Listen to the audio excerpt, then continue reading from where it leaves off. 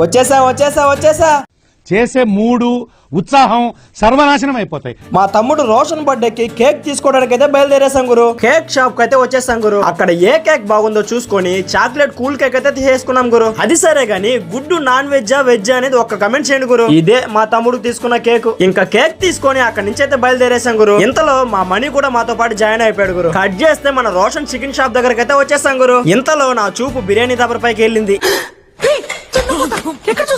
సరదాగా కుమ్మేద్దాం అనుకున్నా, లాస్ట్ లో చెప్తానులే దీని గురించి. ఇంకా మనోడు కేక్ కటింగ్ అయితే సిద్ధమైపోయాడు గురు. Once again happy birthday Rosy. ఇంకా మన ఫ్రెండ్స్ అందరూ కూడా వచ్చేసారు గురు. కేక్ కోపించడానికి కాదు, కేక్ తినడానికి. అందులో ముందు వరుస నేనే ఉంటాను అనుకోండి.